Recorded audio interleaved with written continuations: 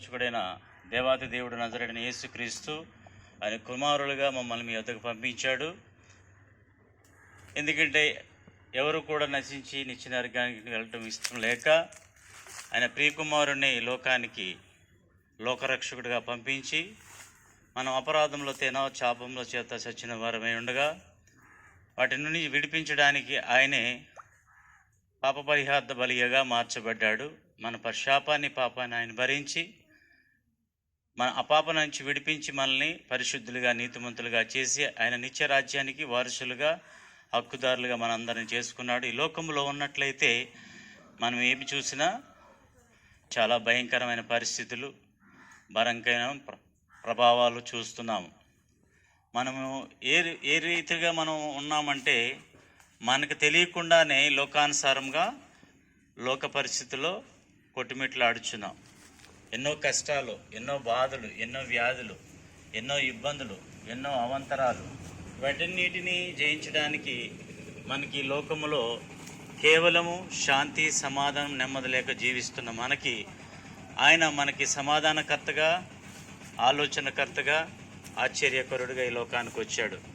మనం శ్రమలతోనూ కష్టాలతోనూ బాధపడుచున్నప్పుడు ఆయన ఆ శ్రమల నుంచి, బాధ నుంచి మనల్ని విడిపించడానికి ఆయన సమాధానకర్తగా మన మధ్యకు వచ్చాడు.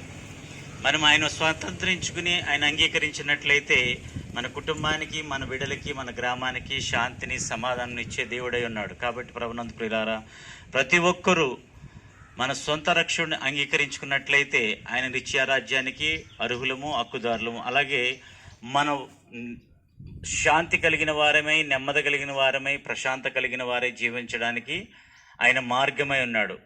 ఈ లోకంలో అనేక మార్గములు ఉన్నాయి.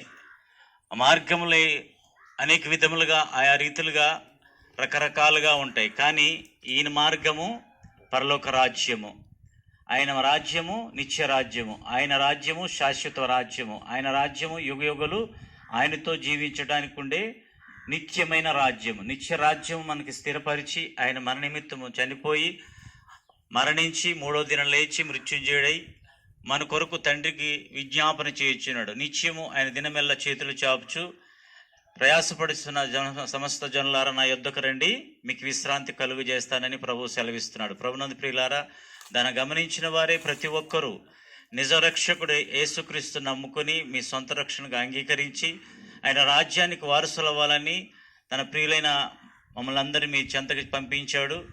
మన దాసులైన మమ్మల్ని మీ చెంతకు పంపించాడు. కాబట్టి మా మాటలు కాకుండా ఆయన మాటలుగా మీరు అంగీకరించి ఆయన లోకరక్షణ స్వీకరించి మీరు రక్షణ పొందుకుని, మారు మనసు పొందుకుని ఆయన రాజ్య వారసులకు కావాలని ప్రేమపూర్వకంగా తెలియజేసుకుంటూ ఈ మాటలు ముగిస్తున్నాం. దేవుడు మిమ్మల్ని దీవించి ఆశీర్వదించును గాక, మీ కుటుంబాలు దీవించి ఆశీర్వదించును గాక.